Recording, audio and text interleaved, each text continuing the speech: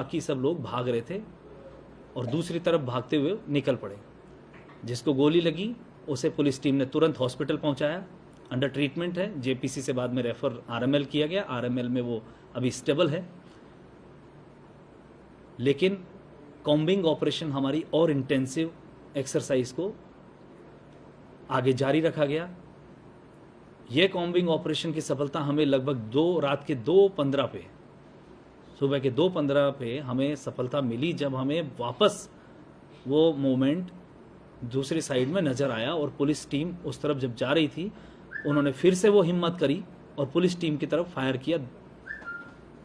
ऐसे में police team ने बहुत स्मार्टली एक को ओवरपावर किया, एक को गोली लगी, लेकिन एक भागने में कामयाब हो गया। जो लेडी वेशभूषा में रह रहा था, हालांकि उसको आइडेंटिफाई कर लिया गया, हमारी लोनी की तरफ टीम गई हुई है, हमारी अभी तलाश जारी है। जो पकड़े गए आखिर में, उसमें सूरज और नीरज, सूरज पर काफ़ी attempt to murder, arms act और गुंडा यूपी गुंडा एक्ट जैसी वारदातों में संलिप्त रहा है, और जो नीरज है उसकी भी अभी उसके एड्रेस और उसके साथियों के साथ अभी तलाश जारी है कि किस तरह की वारदातों में ये शामिल रहा है। दोनों ने यहाँ पर अपने उस तीसरे साथी के साथ मिलकर उस तरह की वारदातों को अंजाम देना स्वीकार किया है कि वो इस तरह की मोडस ऑपरेंडी में लगे हुए थे। लेकिन जिस तरह से सस्पिशियस मोमेंट्स काफ़ी नज़र आया था, उस तरह से हमने 25 के लगभग राउंड अप भी किए हैं और अभी असर्टेन किया जा रहा है कि वो दोनों लड़के जो पहले पकड़े गए उनका वहाँ क्या रोल था और रात के अंधेरे में उस जगह पे घने जंगल में होने का क्या रीज़न था। साथ ही जिनको राउंड अप किया गया है उनके भी हम चेक कर रहे हैं कि वो वहाँ पर क्यों थे और उनका क्या रोल था और वहाँ उनका जस्टिफाइड था या नहीं।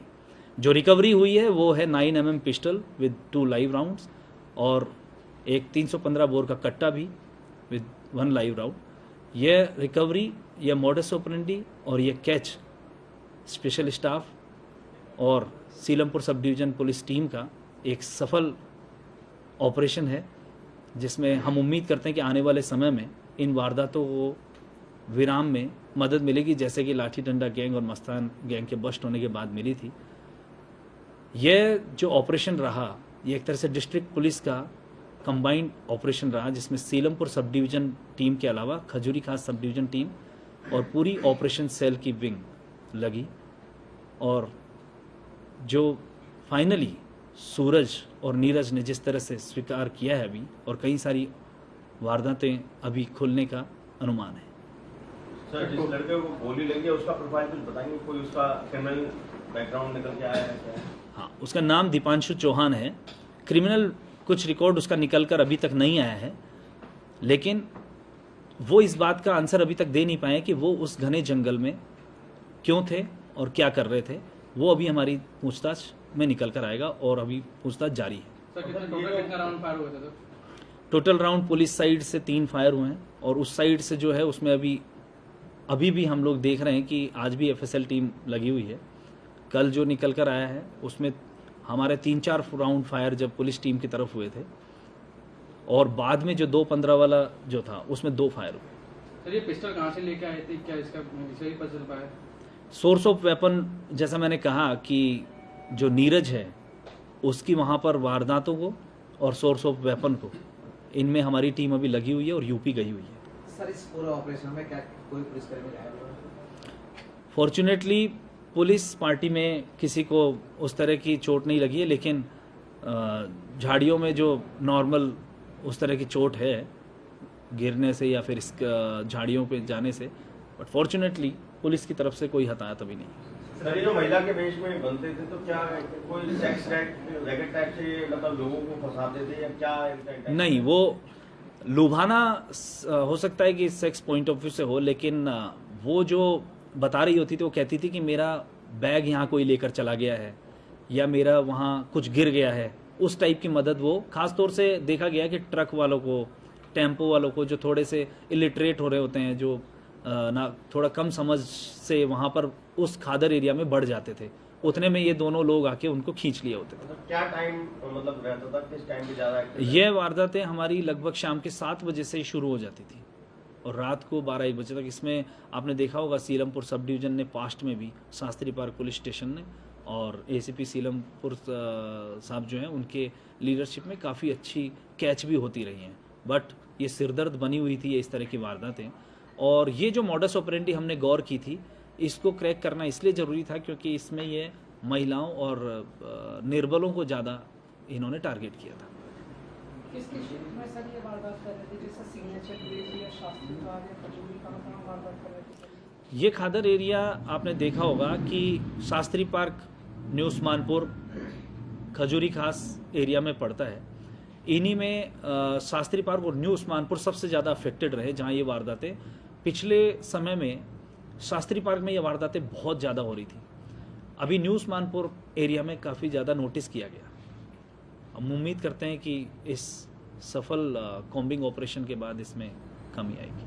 करीब 2 महीने पहले भी एक पुलिसकर्मी पर फायर किया गया था, वो झाड़ियों में घुस गया था बदमाशों को पकड़ने के लिए। क्या ये जो बदमाश पकड़े गए उन्होंने कबूल किया कि उन्होंने ही फायर किया था उस पुलिस पर? You are right, you have rightly pointed out, क्योंकि उस समय भी इन्होंने पुलिस टीम की तरफ फायर किया था, बट उस समय पुलिस टीम वर आउटनंबर्ड और वो लोग भाग निकलने में कामयाब हुए थे। उस समय भी पुलिस पार्टी ने हवा में फायर किया था। इंस्पेक्टर हरीश ने बहुत ही अच्छा उस समय सेंस ऑफ अपना प्रेजेंस ऑफ माइंड इस्तेमाल किया था। बट आप खादर एरिया समझ सकते हैं कि वो एग्जिट पॉइंट्स को किसी किसी जगह से ऐसी जगह निकलने में कामयाब हो जाते हैं। बट कल पूरे डिस्ट्रिक्ट फोर्स सभी बॉटम टू टॉप सब लोगों ने इस मिशन को अंजाम दिया। टीम में टोटल कितने पुलिस ऑफिसर हैं जो ये ऑपरेशन चलाया है? टोटल कितने? नंबर्स में तो मैं नहीं बता पाऊंगा एग्जैक्ट, लेकिन मैं ये बता पा रहा हूँ कि इसमें सीलमपुर सब डिवीज़न, खजूरी खास सब डिवीज़न ऑपरेशन सेल शुरू से शामिल थे। बाद में एसीपी गोकुलपुरी अपनी टीम के साथ और अपने बाकी जो टीम्स हैं, बचे हुए एसएचओज जो हैं वो भी साथ में वहाँ शामिल हुए थे। फिर पूरी डिस्ट्रिक्ट पुलिस टीम इस कॉम्बिंग ऑपरेशन का पार्ट हो गई थी। सर अभी भी शास्त्री पार्क जो मेट्रो स्टेशन उसके सामने दिन में भी वहाँ बैड एलिमेंट बैठे रहते हैं। हाँ, उसमें आपने देखा होगा कि एक सक्सेसफुल ड्राइव की गई।